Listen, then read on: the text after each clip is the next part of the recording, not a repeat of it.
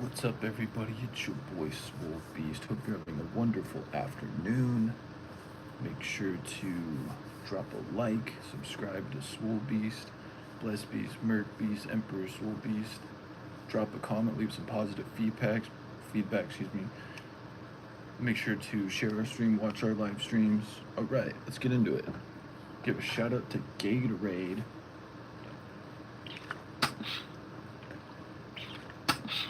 Oh, make sure to stay hydrated. Let's also give a shout out to Figi. Their water's pretty good, I'm not gonna lie.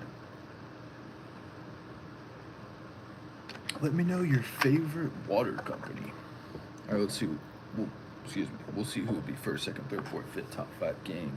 Yeah, feel me? Alright, let's get into it. We have Tom Clancy here, a Jack Ryan novel, Chain of Command by Marc Cameron.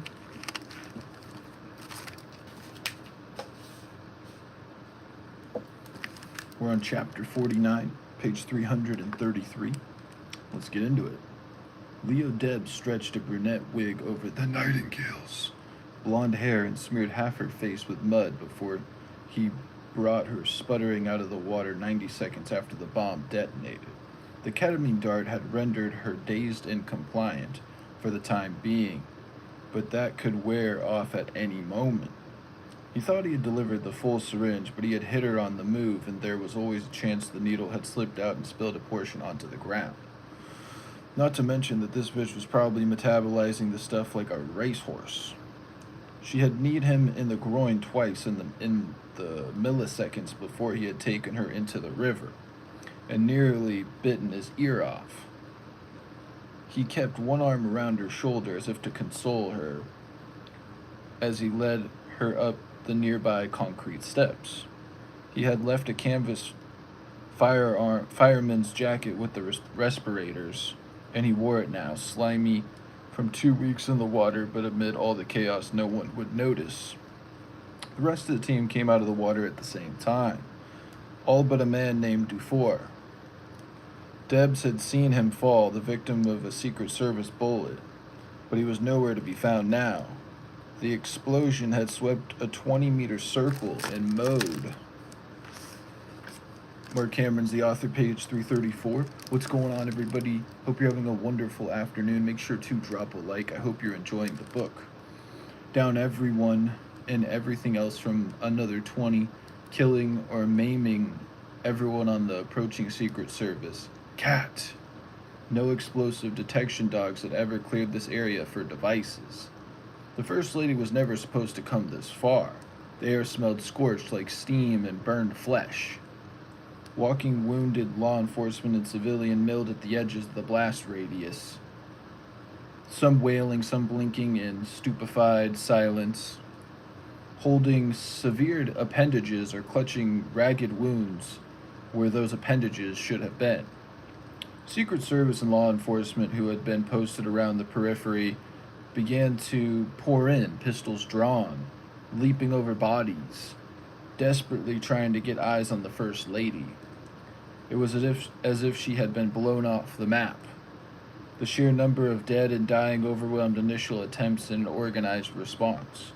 Those who could walk helped those who could not, terrified that another bomb might go off at any moment.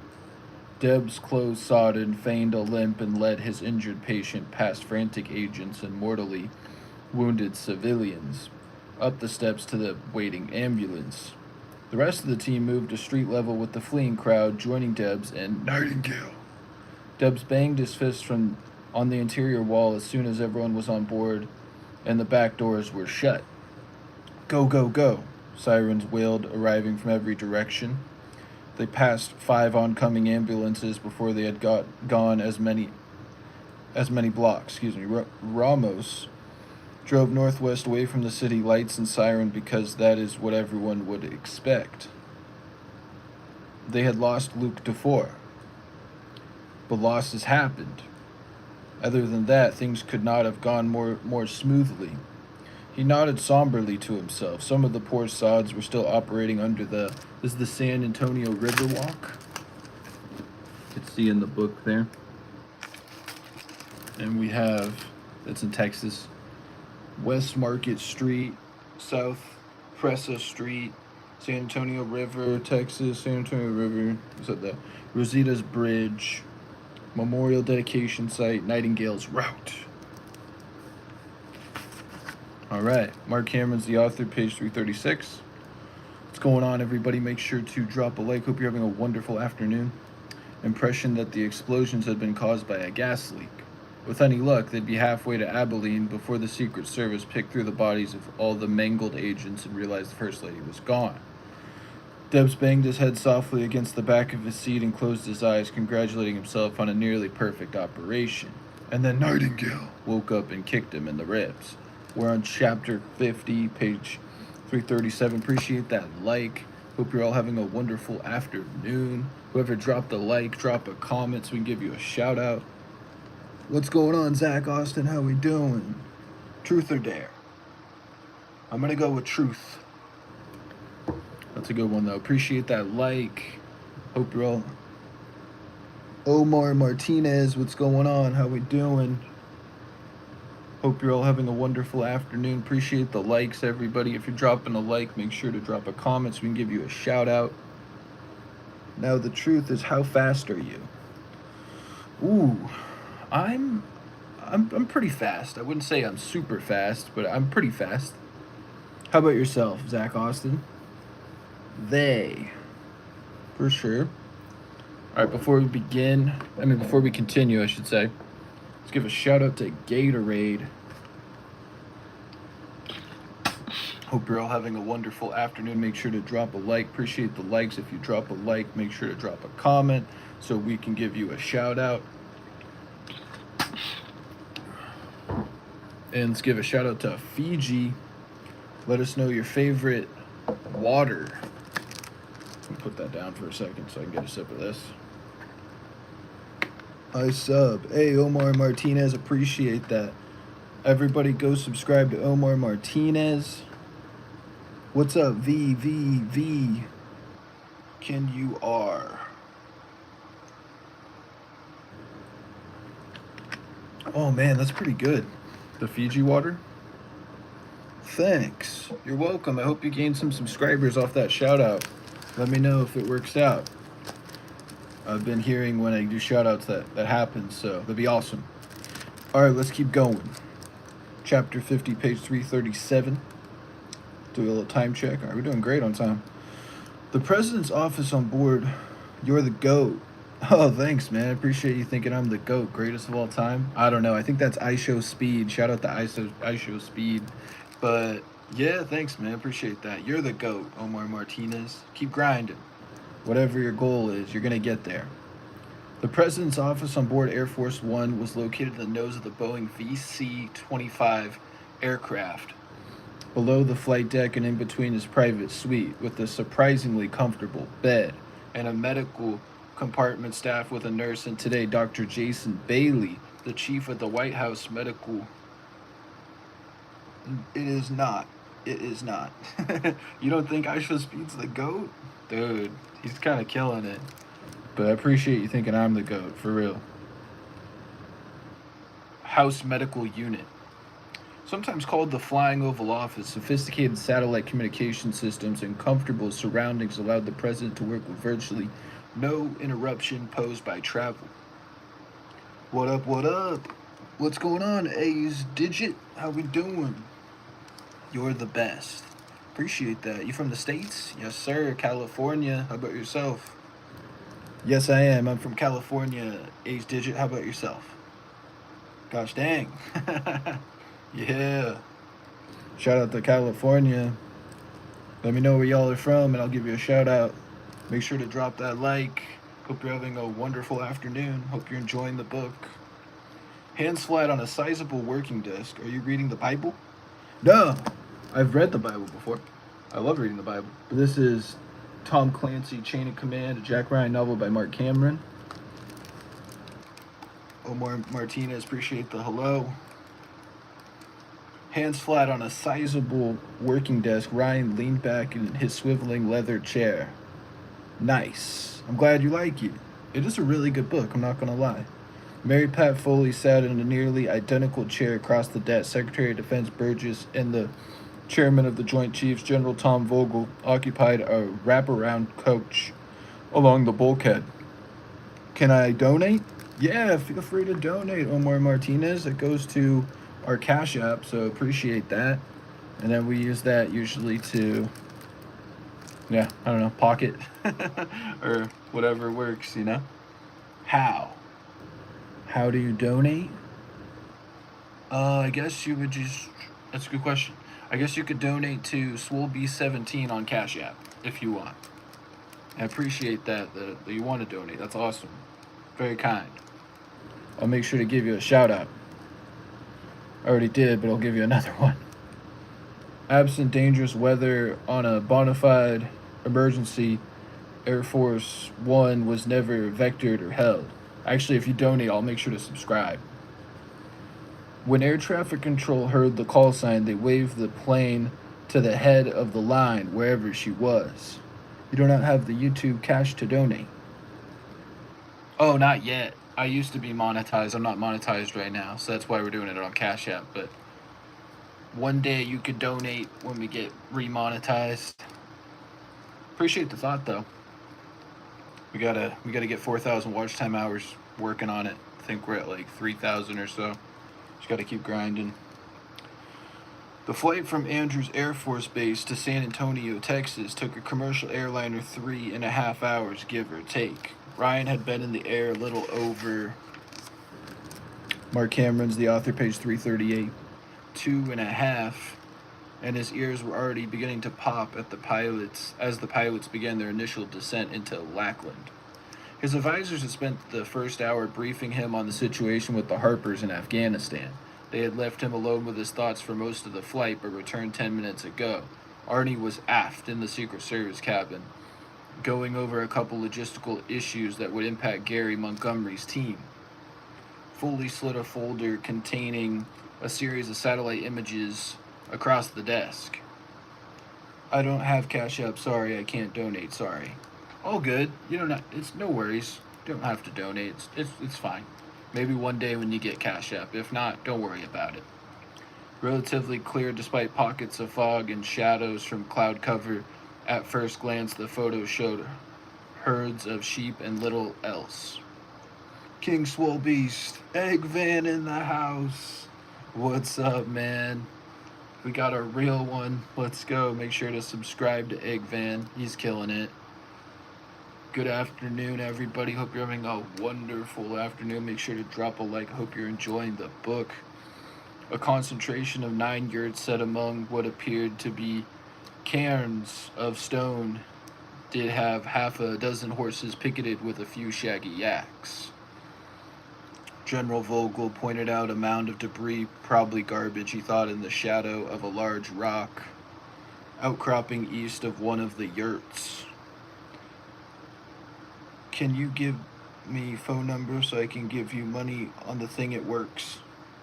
I can't give out my actual phone number, but what I can do is give you my Cash App tag, which is Swole Beast 17. Ryan pushed the folder back across the desk to Foley. We were thinking these horses could belong to, he paused, cocking his head at the sudden heaviness in his stomach as the aircraft began to climb. The water in a tumbler on Ryan's desk vibrated slightly as the pilot added power to the Boeing GE turbofan engines. General Vogel, also a pilot, noticed it too. Air Force One did not miss approaches. Someone wants to find out why we are not land. Arnie Von Dam burst through the office door with Gary Montgomery tight on his heels.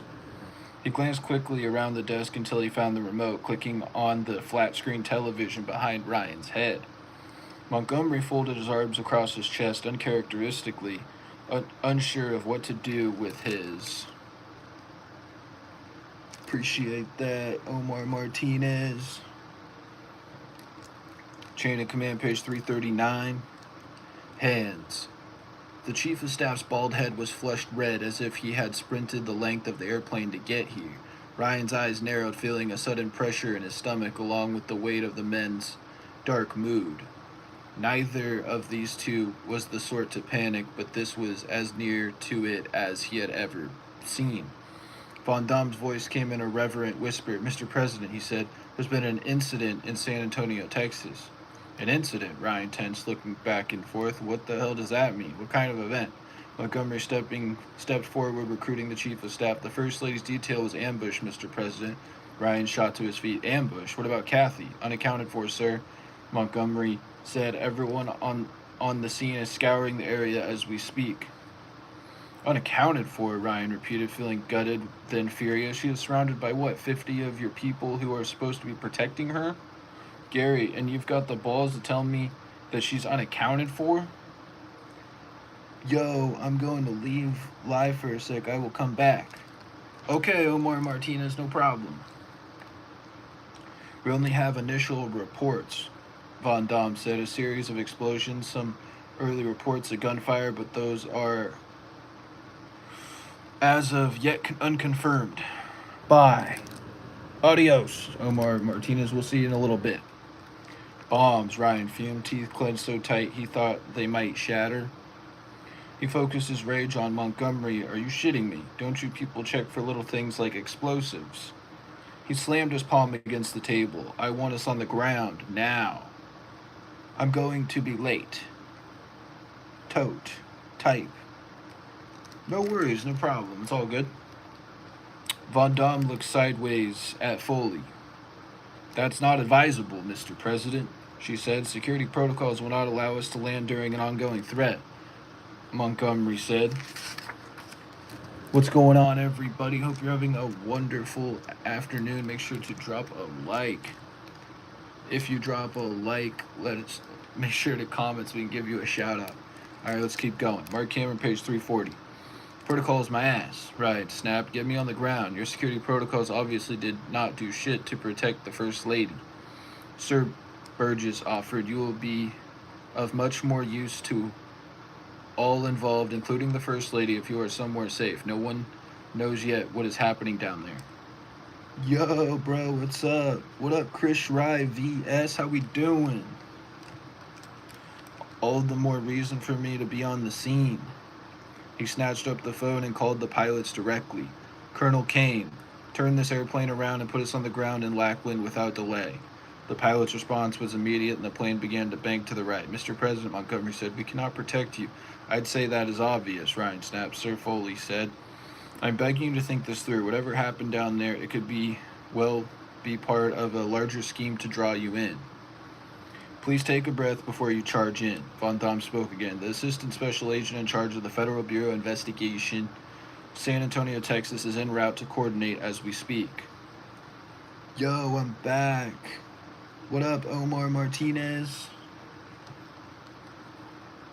Von Dom spoke again. I already said this. All right. What? Ryan wheeled. "Appreciate that like. Hope you're all having a wonderful afternoon. Make sure to drop a like. If you drop a like, make sure to drop a comment so we can give you a shout out. If you decide to donate, we will subscribe to your channel." What, Ryan wheeled? "Why not the SAIC? I suppose he has more important issues than finding the First Lady of the United States." "You curse."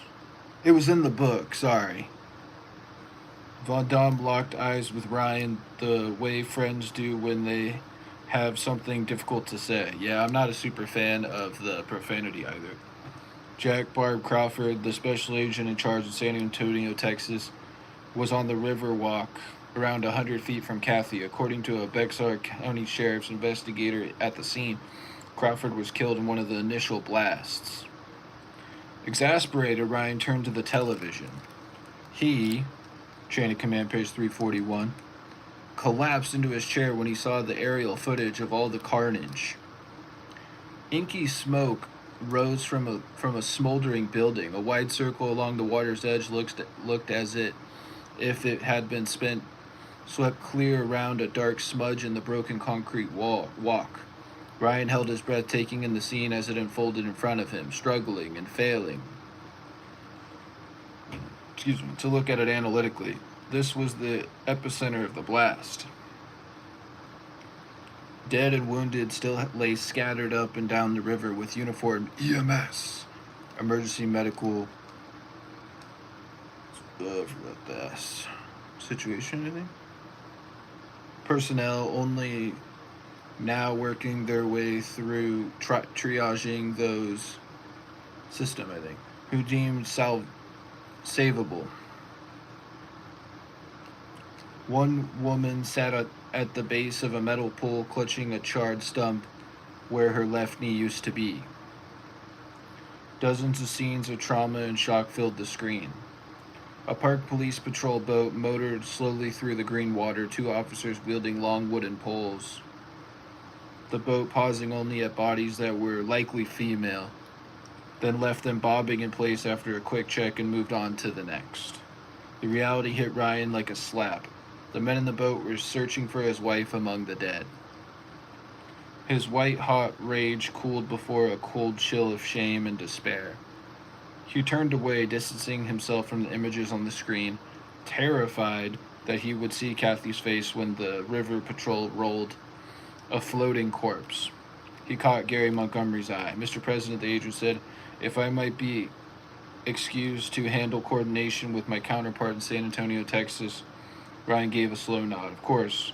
Montgomery turned to leave, but Ryan stopped him, asking a question to which he already knew the answer. "Gary," he whispered, "what about Karen?" "Special Agent Santo is dead, Mr. President." Montgomery, Marc Cameron's The Author, page 342, said, "Stone-faced all business. 5 of the others confirmed dead. The rest of the First Lady's detail are still missing." Montgomery gave a curt nod, grim. "Understood, sir. May I be excused?"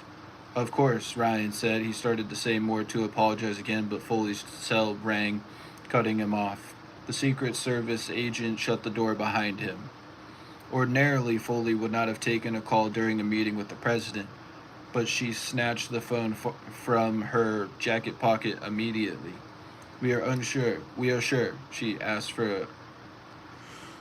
after a few seconds. "Good work. Send it to my email. I'll access it from here." "All right. Contact me direct when you have anything else." She slipped the phone in her pocket and nodded at Ryan. "We have security camera footage of someone pushing Kathy into the river seconds before the last explosion." Ryan rubbed a hand over his scalp. "After she went in, the blast knocked out the camera," Foley said. "We are only able to see the portion uploaded to the web prior to that time. But we know now that Kathy was alive when she went into the water. And that she was below the surface during detonation." Ryan looked back at the television, numb, taking in little. Jack Foley said, "I really need you to do the right thing here and turn us around." "You need?" Ryan said. "Yes," Foley was adamant now. "I have 17 intelligence agencies and all the technology that goes with them at my disposal. Let me get back to D.C. and do my job." Ryan sat in silence, staring at the awful images on the screen. Chain of Command, page 343. Foley prodded again. "Jack, there is a very large list of people both abroad and at home who will see your relationship with Kathy as a weakness. If you barge into this unknown chaos in San Antonio, Texas, and throw your weight around like you just did with Gary Montgomery, you will play right into their hands. You are the President of the United States, but as your advisor and your friend, I am telling you that if you do not turn this plane around right now, that might be the case by the end of the day." Chapter 51, page 344. Let's take a little breather here. Give a shout out to Gatorade. Hope you're all having a wonderful afternoon. Make sure to drop a like. If you drop a like, make sure to drop a comment. We'll give you a shout out. If you choose to donate, we appreciate that, and we will subscribe to your channel. Oh, it's pretty good water. Kind of hard to, in comparison though, this Figi is pretty good too. Shout out to Figi. Oh.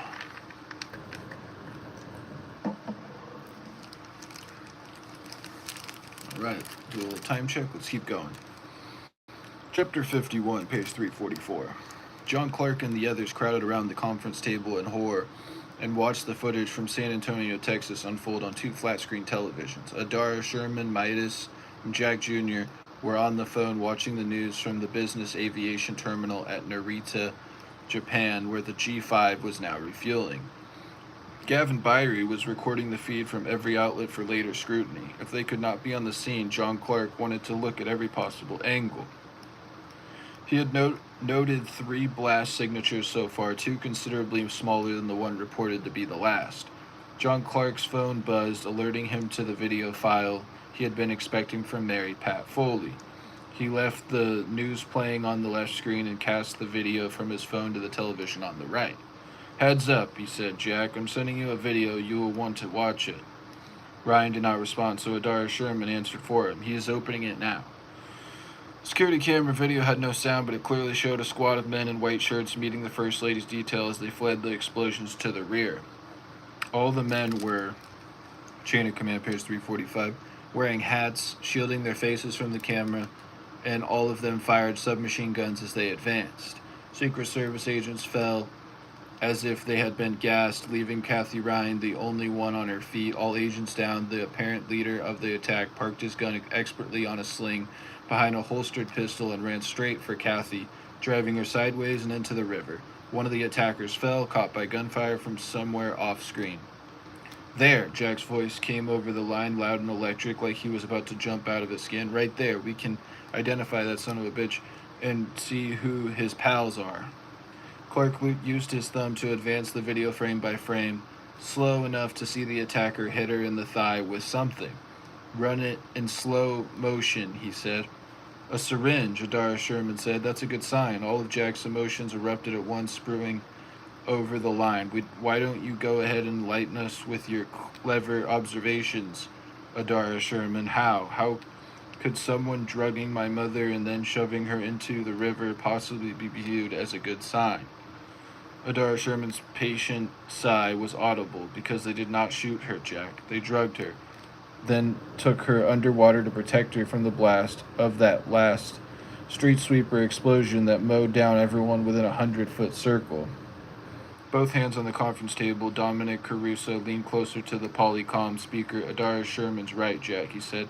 "They want her alive." "Yeah, well," Ryan said, "I want them dead. Change of plans. We're taking the G5 to Texas." "Negative," John Clark said. "You need to be with your father." Marc Cameron is the author, page 346. What's going on, everybody? Hope you're having a wonderful afternoon. Make sure to drop a like. If you drop a like, make sure to drop a comment. We will give you a shout out. If you decide to donate, we will subscribe to your channel in return. Marc Cameron, page 340. I just said that. All right. Who is at this moment in San Antonio, Texas? Jack said. "No." John Clark said. "He is not. There is no way in hell they are going to land Air Force One and put the president in the middle of all that. He is inbound to D.C. as we speak. I imagine he could use a call from his son about now. I can be more useful working with you." "No," John Clark said, his voice growing a hard edge. "You really wouldn't be. Midas and Adara Sherman are going to put you on a commercial flight to D.C., and then you're going to continue with this mission in the Gulf Stream. You are still sending them to India?" "I am," John Clark said, "but you are coming home. You hear me?"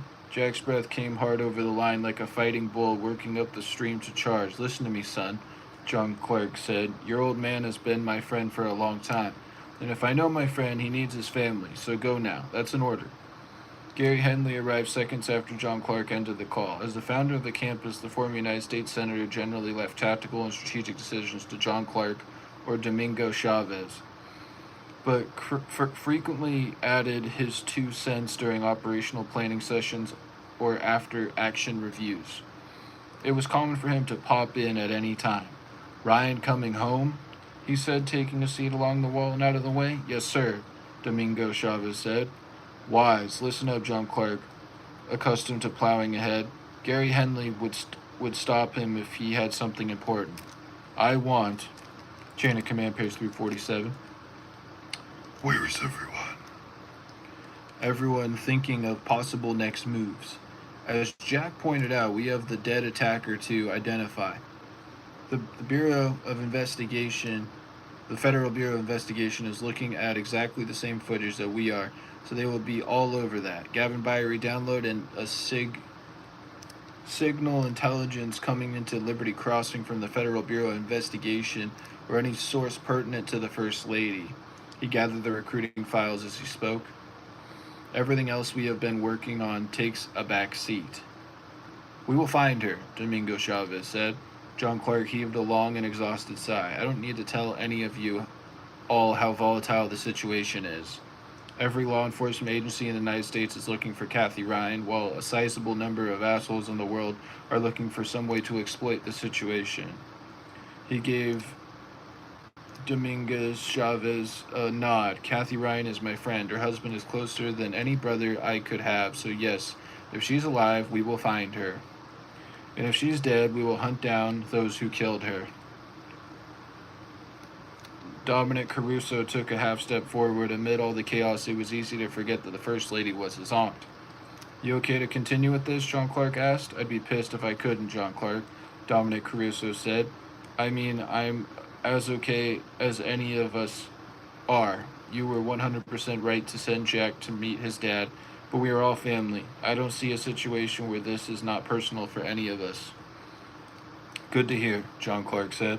Dominguez Chavez stepped closer to the flat screen television and pointed out two charred circular patterns on the concrete not far from the convention center. It is like they were driving the detail into a trap, he said. Whoever did this went to a hell of a lot of trouble to keep the First Lady alive. They will attempt to use her as leverage, or ransom, prisoner exchange, something that buys us some time. Marc Cameron's the author, page 348. It does, Dominic Caruso said, cocking his head, brow raised as if struck with a sudden notion. He turned to speak directly to John Clark. Listen, the Federal Bureau of Investigation is swarming all over this by now. I am still on the books.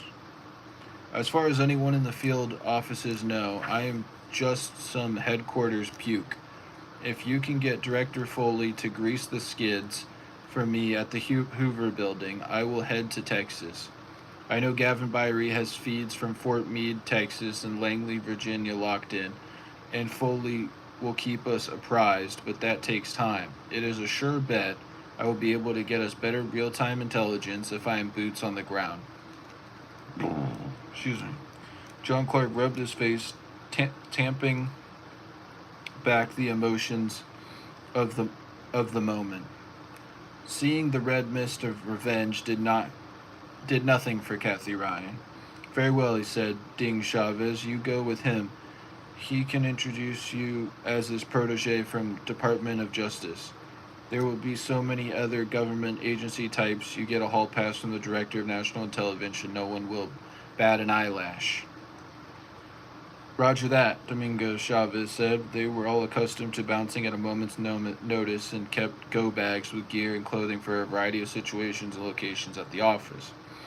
John Clark gave Dominic Caruso's assessment a nod of approval. The Federal Bureau of Investigation is extremely good at what they do, and so is the agency, if this goes international. Neither, however, are known to be particularly nimble. Find out what you can as soon as you can, and we will jump on the information right away.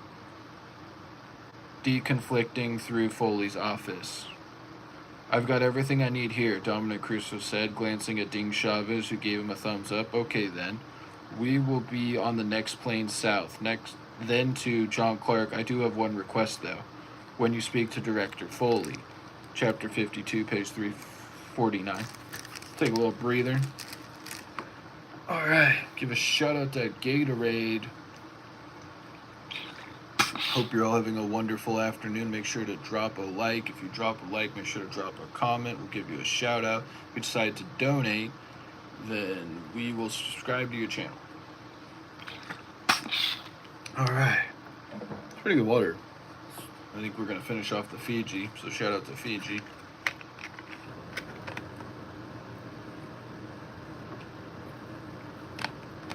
Oh, that was good. Put that over here.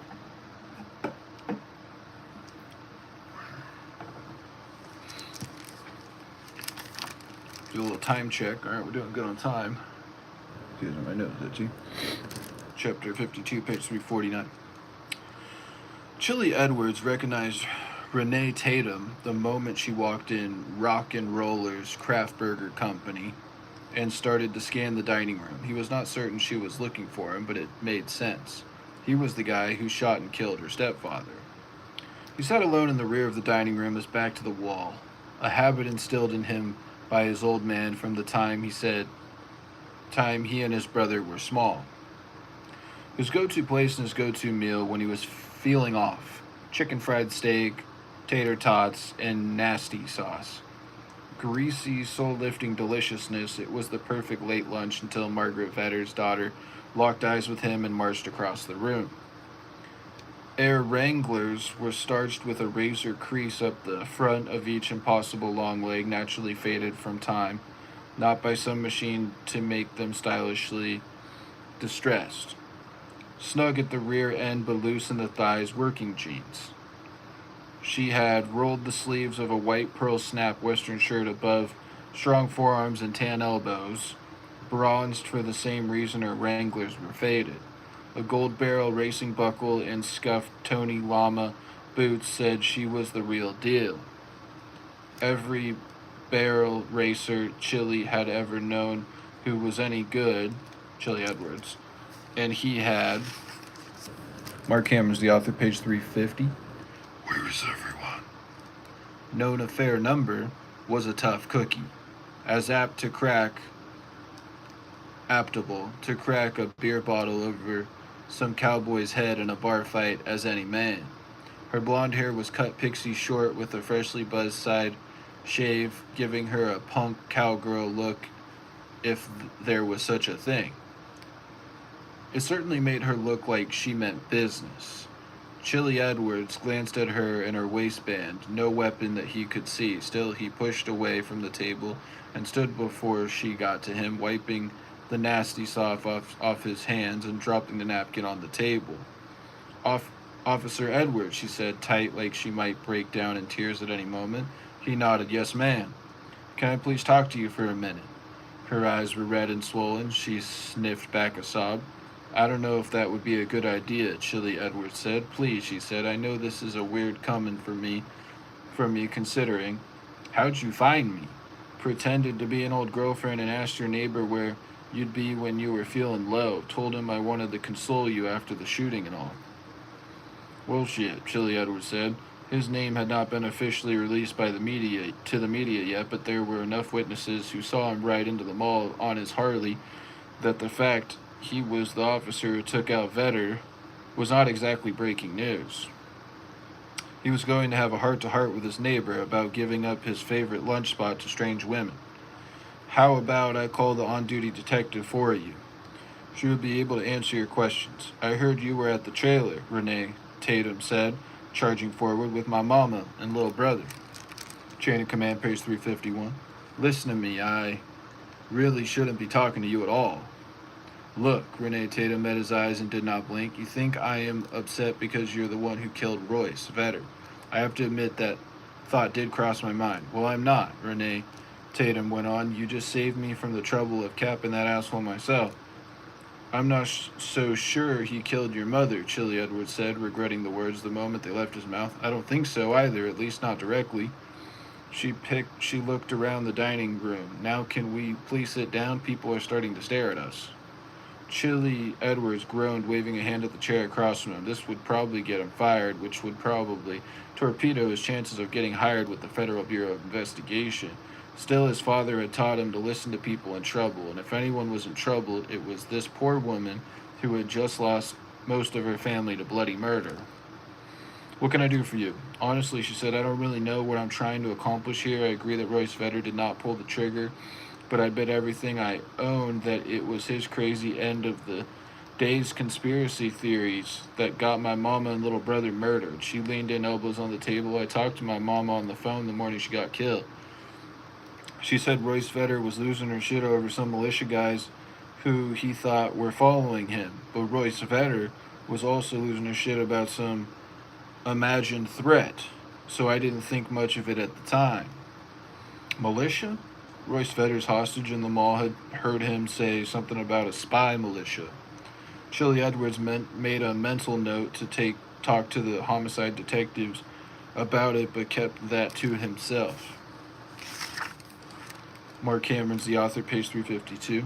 Yeah, Renee Tatum said, I'm saying there is something else going on, something connected to Royce Vedder, but bigger than him, something my mother found out about, and they shut her up. Who is they? I wish I knew, Renee Tatum said, but it needs to be checked. A murmur ran through the dining room, and all the waitstaff came around the counter to watch the television. One of them turned up the volume. Holy crap, Renee Tatum whispered. A knot formed in Chili Edwards' gut as he watched footage of an attack on the First Lady of the United States in San Antonio, Texas. He gasped, unable to think of anything to say. His SWAT phone began to chime as text after text came in from his team members. Are you seeing this? What the hell, dude? Think they will call us down to help? Bet you wish you were hostage rescue team now, Chili. Saddle up, boys. This is crazy. Then from the SWAT sergeant, check your kit and stay by your phones. Chain of command, page 353. Renee Tatum lay her forehead on the table and began to cry. Hey, Chili, Edward said softly, tentatively touching her on the shoulder. You okay? She raised up slightly, arms still flat on the table, tears streaming from bloodshot eyes. No, she said, I'm not okay at all. She nodded sideways at the television. Don't you get it? Y'all's bosses are likely to send half of you down to help hunt down the assholes who took the president's wife. My mama's murder was on the back burner to begin with. It ain't even on the stove anymore. Chapter 53, page 354, a little time check. All right, let's give a shout out to Gatorade.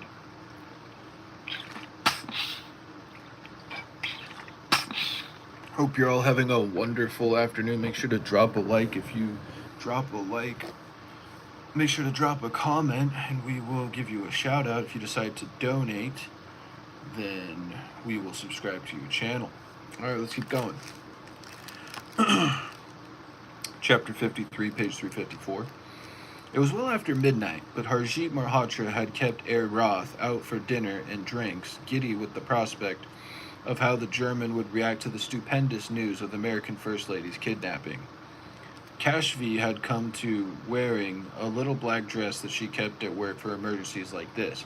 She was, in fact, the only reason Herr Roth had agreed to stay out so late. The old goat seemed quite interested in her, so Harjit Malhotra took advantage of it. They heard the news in the limousine, but Harjit Malhotra insisted they return to his office to watch it unfold on the television in his office. It was not going as he had planned. Harjit Malhotra pretended to be concerned, as one would be when something so tragic occurred anywhere in the world, but Herr Roth was distant, looking at Kashvi more than he watched the events on the television. This is most horrible, Harjit Malhotra said, forcing a knitted brow. He nursed a glass of Feni Kashvi had poured for him. It was late and he had a headache, but this was a moment to celebrate. Herr Roth, too, held a drink, an apricot brandy this time. He took... Excuse me. Chain of command, page 355. His eyes off Harjit Malhotra's secretary long enough to gaze into his glass. I wonder, he said, if these tragic circumstances might not make President Ryan solidify his resolve. What? Harjit Malhotra sat up straighter. How do you mean? With his agenda, Herr Roth said. You know how Americans are, stubborn, vengeful. If he believes someone is forcing his hand, he may well, how do they say it? Double down. No, Harjit Malhotra had to summon all his self-control not to shout. My people in Washington have assured me that Ryan was already losing political will. Surely this will serve to make him reflect on what is truly important. I would, in fact, be extremely surprised if he is still in office tomorrow. Perhaps, Herr Roth said, this is so upsetting that someone would stoop to killing the poor man's wife. We do not know if she is dead, Kashvi offered. She had grown accustomed to the evening banter and let the familiarity bleed over once they returned to the office. A serious mistake. That is true. Herr Roth turned suddenly to look straight at Harjit Malhotra. May I be completely frank with you? Always, Harjit Malhotra said. It is the waiting that bothers me. Once I have made a decision to proceed, I want to proceed. All of my poor decisions in life have come when I had time to overthink them. He threw back the remainder of his brandy, half the glass. I only wish this were over and the deal was done. Kashvi gave an almost imperceptible nod. Harjit Malhotra tried to keep his face from twitching. With all the alcohol in his system, Herr Roth did not appear to notice. My attorneys have completed their review, Harjeet Malhotra said. The timing is completely up to you. Marc Cameron's the author, page 356. Cashvy hustled over, little black dress swishing, and poured the German another brandy. Good girl. This is very interesting, Herr Roth said. We could move forward almost at once, at your earliest convenience. Herr Roth stood unsteady, holding out his hands for Cashvy to help him. Very well. Tomorrow, then. Ha! Herr Roth said. I suppose that is a possibility, but my attorneys will be in touch with your attorneys. Herr Roth called his driver, who came in to retrieve him from the outer office. Cashvy touched him on the hand as he left. You did well, Harjeet Malhotra said after the door shut, leaving him and his secretary alone. Thank you, Harjeet Malhotra, she said. That was too much fun. Harjeet Malhotra smiled, tamping back the jealous rage in his belly. She was only doing what he asked her to do. He just wished she did not seem to enjoy it so much. One more thing, he said, a small change to the contract buried deep so even his lawyers will not notice.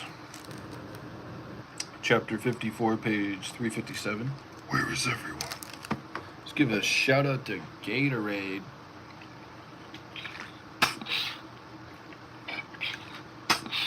Hope you're all having a wonderful afternoon. Make sure to drop a like. If you drop a like, make sure to drop a comment so we can give you a shout out. If you decide to donate, then we will subscribe to your channel. All right, here we go. Time check. Copy. Kathy Ryan tasted blood. So incredibly thirsty. Her hands had gone numb for some reason, and she needed to get up and pee. Consciousness came slowly, like a black curtain that let in only a sliver of light, parting by slow degrees to reveal the world outside the darkness. She was on her side, hands tied or cuffed behind her back. She could not feel them, so it was impossible to tell. The hem of her skirt was bunched at mid-high. There was little she could do about modesty but pull her legs into a fetal position. In some kind of vehicle, older with a bad suspension and a rough road, judging from the bounce and squeaking springs. A van, considering the row of boots she could see in front of her. The black cotton hood that was supposed to cover her eyes had ridden up, perhaps in a struggle. Had she fought when they had given her the ketamine dart?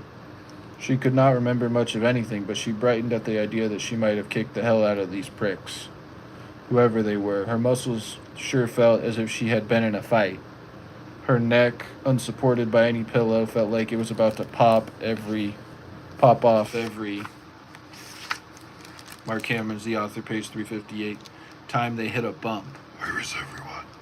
It made sense. They had to be taking back roads to keep off the radar. Kathy was not sure how long she had been unconscious, but every cop in the country would be looking for her soon, if they weren't already. A sob caught hard in her throat when she thought about Karen Sato and the rest of her Secret Service detail. Long is he supposed to be gone? Someone asked. Not long. Another man said, You know him. You will kill her quick. The man chuckled. He might stick around for a few minutes after. You know him. A deep baritone voice interrupted the chatter of the group. Australian and brash. This one sounded like he was in charge, or wanted to be. Keep it slow, the Australian said. I doubt they have had time to set up roadblocks this far out, but I'm not keen to meet up with any highway patrol trooper eager to make a name for himself. The eyes of Texas would not look too kindly on what we are doing at the moment. Texas is the least of our worries, an American voice said, deadpan. I'd be much more concerned about this little thing called the federal death penalty. A Hispanic voice spoke next, soft, breathy. Kathy could see his boots if she turned her head. We capped a shitload of secret squirrels. I wonder if they have more than one trial. They'd shoot us on sight, the Australian said. I got 6 for sure, and probably twice as many who happen to be in the way. Stop it. Kathy banged her head sideways against the vehicle floor, pushing the hood up even higher. A man with, chain of command, page 359, dirty blonde hair jumped, startled by her sudden movement. Everyone around her looked like soldiers, lean, fit, eyes that had seen conflict. I said stop it. Her voice grew louder and more ragged with every word. What is the matter with you? Talking about killing my friends like a bunch of glib teenage boys playing some video game?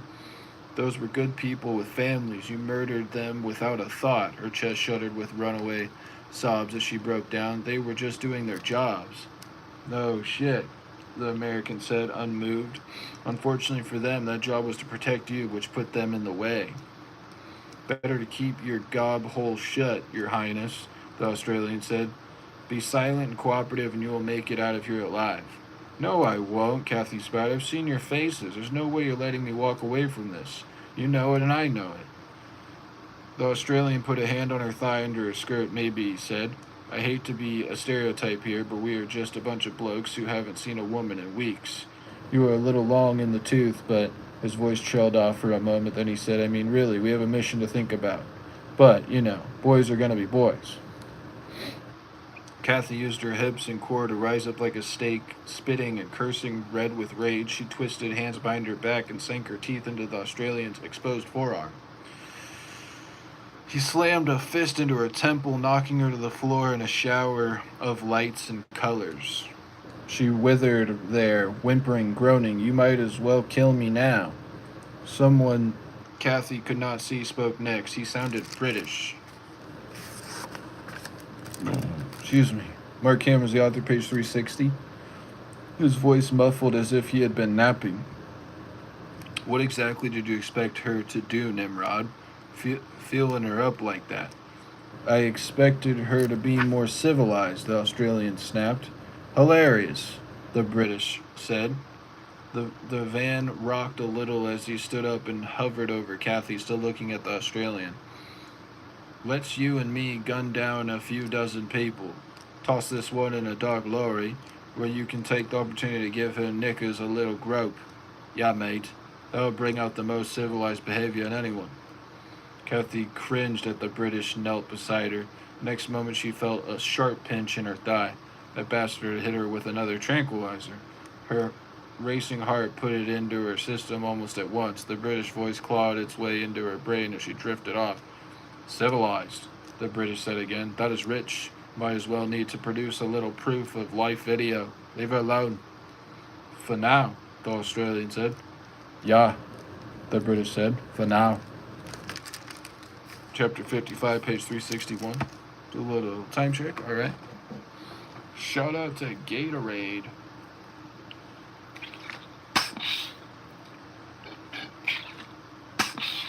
Oh. What's going on, everybody? Hope you're having a wonderful afternoon. Make sure to drop a like. If you drop a like, make sure to drop a comment so we can give you a shout out. If you decide to donate, we will subscribe to your channel. And we'll probably go one more chapter. Chapter 55, page 361. For the first time in a very long while, Mary Pat Foley thought she might actually cry full on blubbering tears. The White House Situation Room was often called the meat grinder for the rough and tumble discussions that led to decisions that impacted the world. At the moment, the cabinet room was doing some meat grinding of its own. Located off the President's Secretary's suite opposite the Oval Office, the room was now packed to the gunnels. The 15 leather chairs around the polished table were occupied by the principal officers of the executive departments, who would decide pursuant to Section 4 of the 25th Amendment. The President was unable to discharge the powers and duties of his office. The President's chair, the back of which was slightly taller than the rest, looked forlorn as it sat empty in front of the rose-garden windows. Vice President was also absent, odd because the outcome of this proceeding would surely affect him in momentous ways. It took a majority of the cabinet to invoke Section 4, but the 15 principal executives made it clear they wanted to hear from a litany of experts on the Constitution and on Jack Ryan. Oh, I think it's Democrat. Or Department. I'm not sure. Federal Bureau of Investigation, Wilson. And D. Department. Yeah, Department. Central Intelligence Agency, Canfield. Sat in chairs against the... Marc Cameron is the author, page 362. Walk with over a dozen members of Congress, including the Speaker of the House, the Senate President Professional Tempore, and maddeningly, that was hard to say, Senator Michelle Chadwick. Though the crowd was shoulder to shoulder, the room was uncharacteristically quiet, with most content to let everyone else do the talking, then watch the mood of the room and follow the majority. So far, that majority sat or stood and stared at their own feet, nodding in tacit agreement while Michelle, Senator Michelle Chadwick piped on. She had been making her case for the past 5 minutes, her helmet like bowl of mouse brown hair bobbing every time she nodded the obvious rightness of her argument. Jack Ryan simply had to be forced aside. Mary Pat Foley felt like she might vomit. Even the busts of George Washington and Benjamin Franklin that perched in alcoves on either side of the fireplace looked disgusted at the smarmy senator's pitch. Never what anyone with a brain would call an ally. In recent days, Senator Michelle Chadwick had worked with Ryan.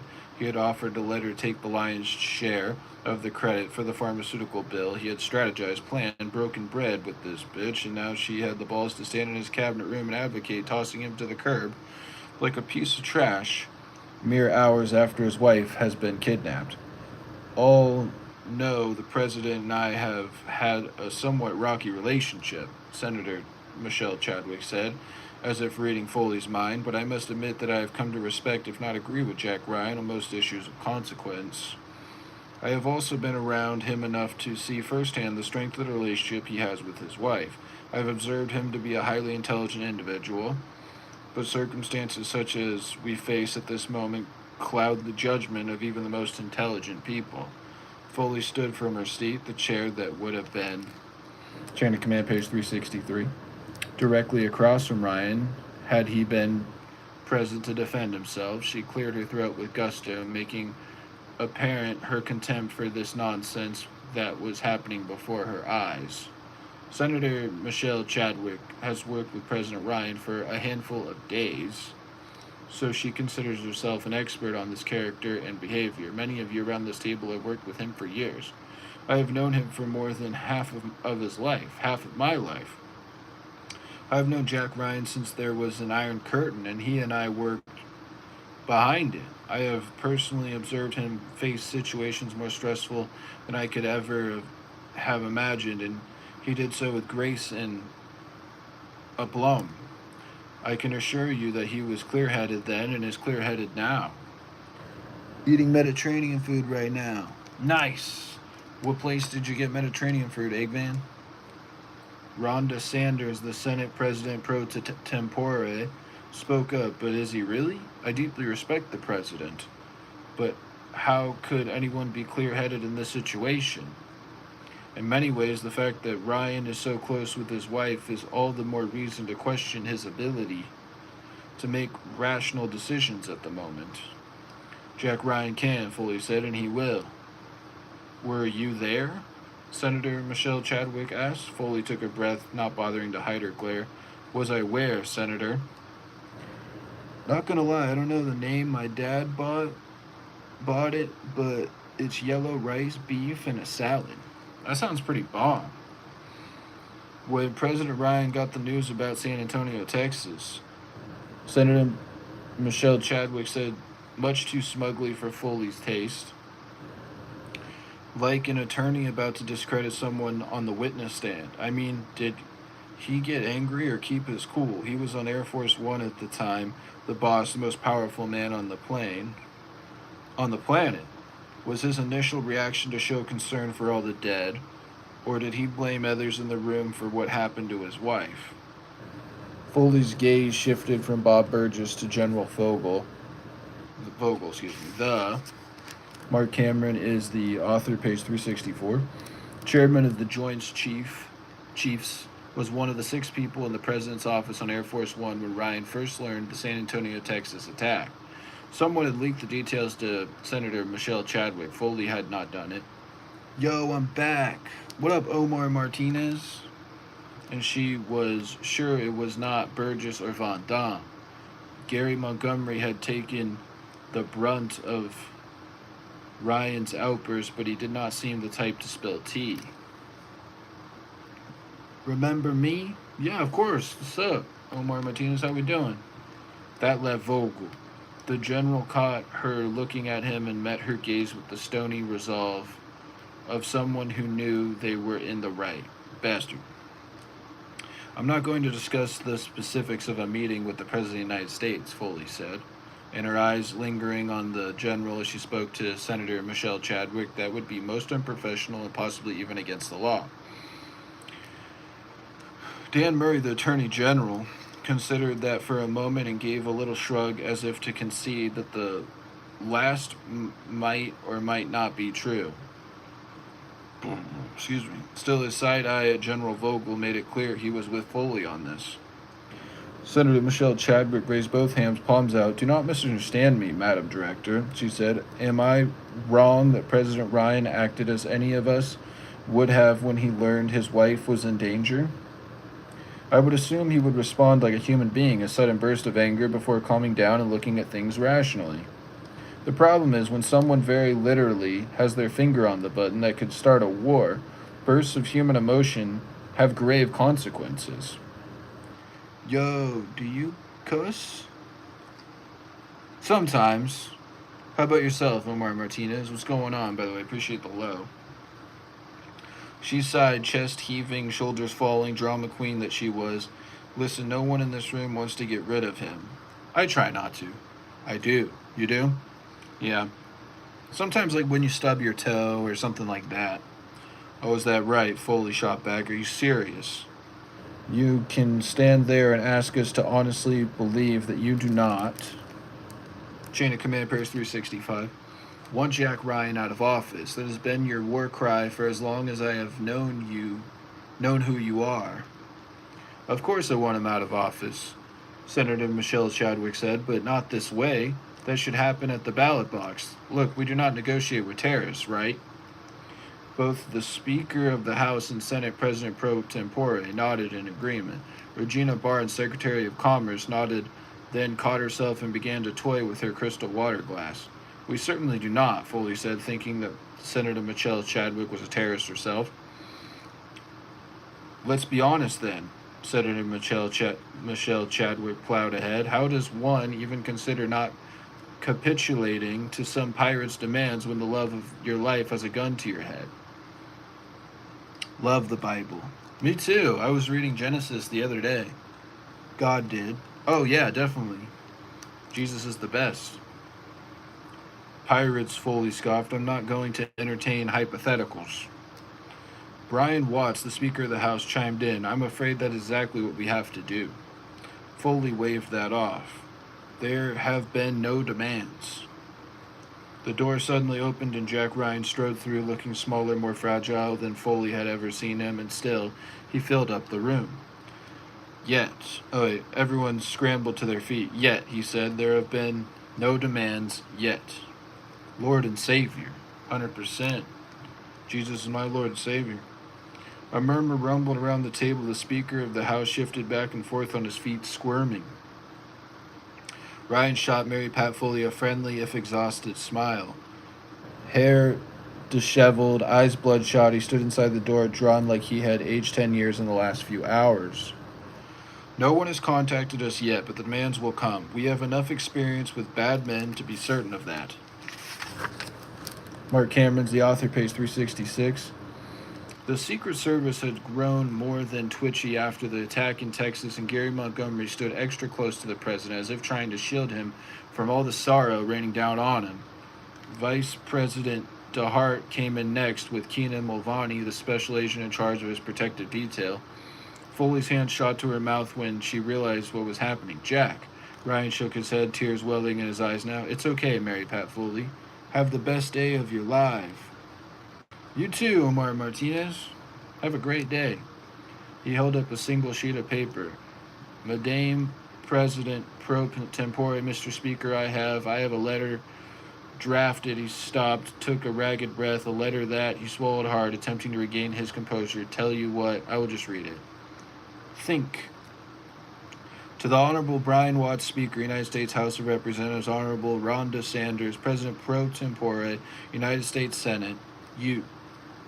In consultation with my personal counsel and the Attorney General of the United States, I have deemed it in the best interest of the country for me to temporarily step aside pursuant to Section 3 of the 25th Amendment and cede the authority of my office to Vice President Marc, who will assume these powers and duties as acting President of the United States.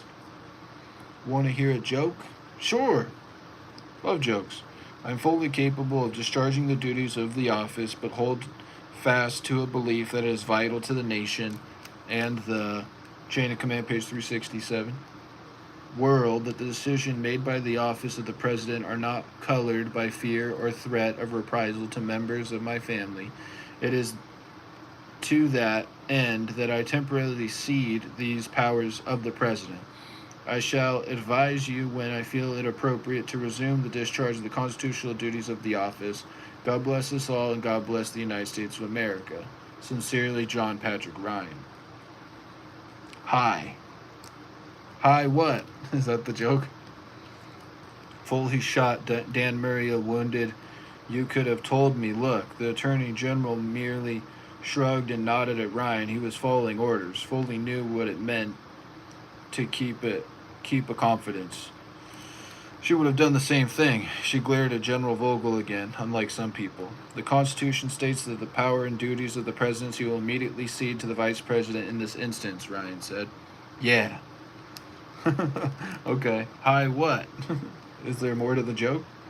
Jack Foley said, hopelessness pressing against her heart.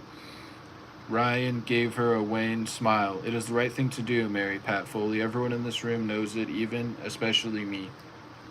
He turned to DeHart. Now, Mr. President, I know you have a country to run, but I'd be forever in your debt if you would do everything in your power to find my wife. I will be in the residence. No, but maybe. No, but maybe what? Okay, I think we're going to stop there. Chapter 56, page 368. Oh, hope you all have a wonderful day. It's almost evening. So yeah, that applies. I meant to say afternoon. Day at this point. I hope you have a wonderful evening at this point. Yeah. Make sure to drop a like, subscribe to Swole Beast, Bless Beast, Marc Beast, Emperor, Swole Beast. Drop a comment, leave some positive feedback. Share out our streams and our lives, and watch our live streams. And before we go, let's give a shout out to Omar Martinez. Bye. Enjoy your day. Bye, Omar Martinez. Enjoy your day. You too. Have a great rest of your day. We out. Peace.